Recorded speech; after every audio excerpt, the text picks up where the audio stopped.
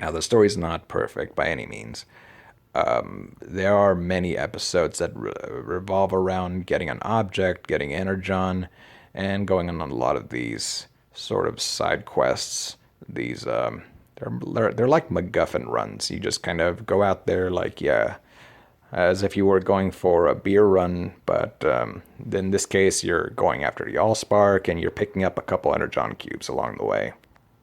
These little side quest missions don't really add anything to the story and just kind of make it feel a little bit more like a video game. You could play the War for Cybertron video game that came out, oh my gosh, I think that came out in around 2010, I want to say. I'm probably wrong, but it tells the same story. The voice acting for that video game is, I would say, better. It's not stilted. It's not stuck in this dry, humorless sort of tone. And I think it gets the point across a lot better. And you're given more time since you're playing the game to kind of digest the information as it comes to you instead of trying to catch all these characters' names and understand who they are before you have a chance to blink. And then, there goes Spinister. Well, he's dead. Is the series watchable? Yes, absolutely. I would strongly recommend this series to your friends, to longtime Transformers fans of the series. I think there's appeal enough for older fans of the series as well as newcomers. I think that there's plenty here. It's just that for me, I would give it a grade of probably a B, maybe a B minus. So it didn't just do the required story, which would have gotten it a C, but it also didn't push itself far enough. It didn't really do anything extraordinary with the information given. So I refuse to give it an A for that reason. So it's just kind of in the middle there. And maybe that had a lot to do with the mandates from Hasbro as a company. Maybe they were like, oh yes, let's have them going for the Allspark and also have Omega Supreme in there and also have a space bridge and also Jetfire has to become turncoat and also you have to have Ultra Magnus die and you also have to introduce Alpha Trion and you have to have Bumblebee also make a decision. So there's a lot of points here that have to be done, and maybe that's what bogged this down. If you had to eliminate a few of those key elements from the story, you probably would have ended up with something that was much more cohesive. I don't really understand the whole Alpha Trion part of the story where there's this spirit ghost that enters Bumblebee and then it forces him to become an Autobot. What was that about? I'm not really understanding the whole logic behind that sequence, and it just kind of feels like unnecessary added story that serves no purpose. There's another character that I want to focus on. There's a character called Sound Blaster in this story who is a black redecoed version of Soundwave, and he acts as a sort of kind of like a black market salesperson, but also some kind of chieftain of a small tribe of unaffiliated Decepticons. And these are the people that Bumblebee goes to in order to acquire new energon for the Autobots. I don't mind so much that Sound Blaster is a completely different character from Soundwave. I think that's perfectly fine. You can do something like that, sure, why not? Sound Blaster could just be, yeah, I think they're calling him a clone of Soundwave, so sure. If it's interesting enough, I'm in. The problem is that Sound Blaster could have been a role filled in by any non affiliated Decepticon guy.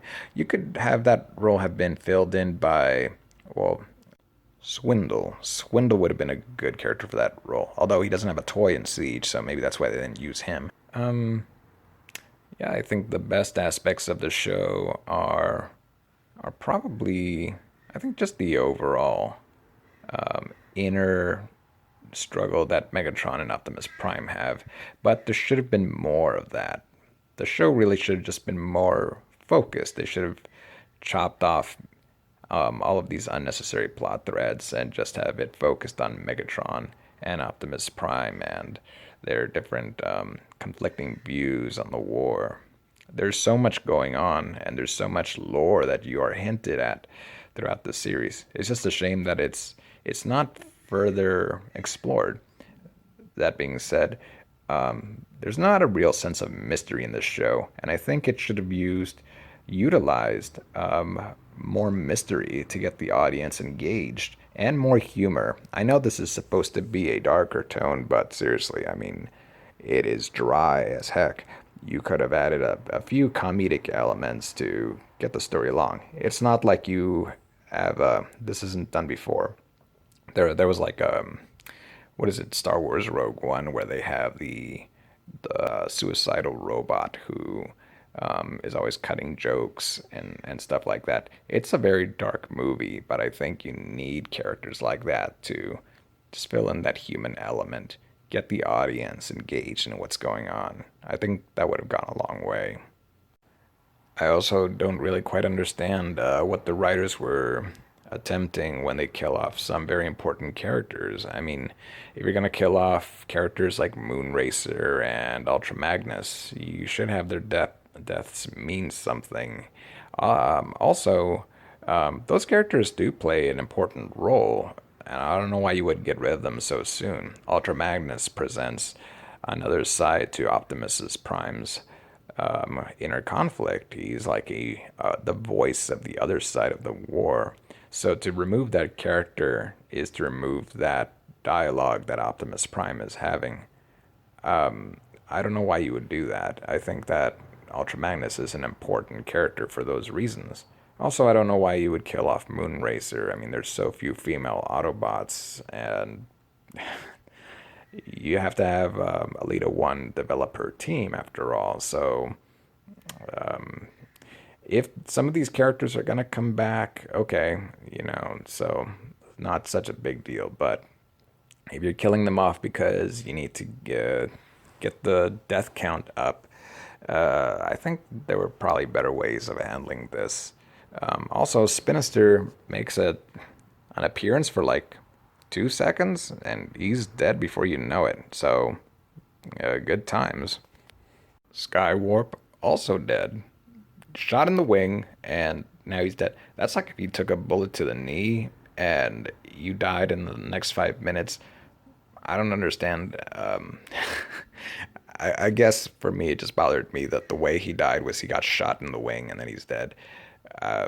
Yeah, I don't get that.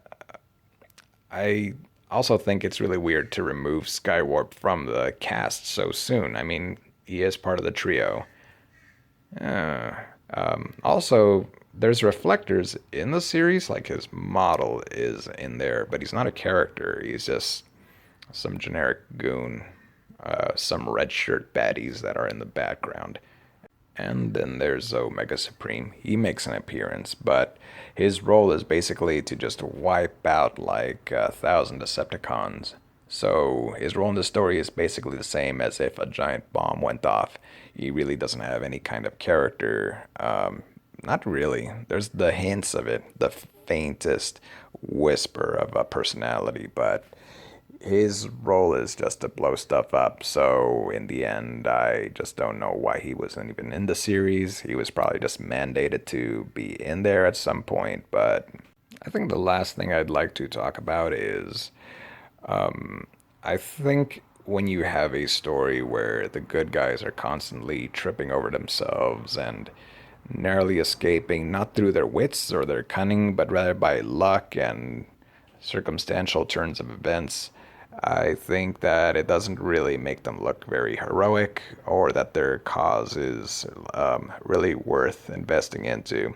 If anything, the Decepticons, Megatron, they presented a much more understandable side of the conflict, that they were rebels, that they were fighting against the elite in their society, and they were casting out the old regime.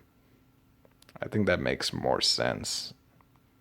I think it's very troubling when the bad guys present the better argument in the story. I mean, if you were trying to draw the distinction between the good guys and the bad guys, I think the bad guys were the side to choose, honestly, and they just presented a better case. They were just guys that were fighting against an oppressive regime, and I'm totally on board with Megatron's thinking on this. I mean, you presented the story, and you did not give adequate reasons for why the audience should choose the Autobots, unless that was the point of the story is to make it not so obvious which side you're supposed to choose. But the bad guys deserve to win in this story.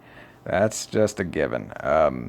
They they did nothing wrong, and the Autobots are just making mistake after mistake, making bad decisions all the way up until the end. So, yeah, that's all she wrote. One more problem that I had to point out. I just couldn't get past this. So there were all these Netflix toys that were released to be in conjunction with the show. Yeah, and there were a few others. Well, now the show came out, and none of those things appeared in the show. So what was that all about? What was the spoiler box for? What did that actually spoil? I think the spoiler box said Ultra Magnus is dead. I guess that's the spoiler. Yeah, he died. Okay. I I don't know what that was all about. I think if you bought Scrap Face and you were hoping to see him in this series, sorry, he's not in there. The toy looks still pretty cool though, so there's that. I don't know. The whole tie-in thing seems kind of in shambles, really. Too, it's good fun all around, and these new depictions are somewhat interesting, somewhat unique. Me personally, I just couldn't with that Soundwave voice. That was the thing that really bothered me. Out of all the things, it's just if you can't get Soundwave's voice right, if you have a character whose whole thing is sound and his voice is incorrect, uh, yeah, that's a failure. You need to you need to do like the Quintesson judge and just execute him. Whoever that guy is, just fire him. Get a different voice actor pronto on the move. And then we can resolve some of the other issues too. Like I think this series is not like for all its flaws. Like I think that they've built up some interesting questions here, and I think that inevitably chapter two will build on that and continue the arc.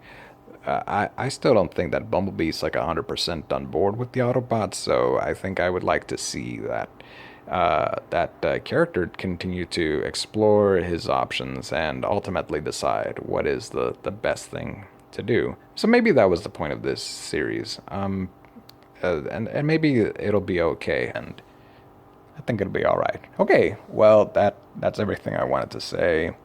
Um, I hope you do get a chance to enjoy it for yourself, come up with your own conclusions, because ultimately, it doesn't matter what I think. It just ultimately matters how you take it. If you like this new depiction, then great. That's fine. There's always room for new depictions of classic Transformers characters. And with that being said, have a good day.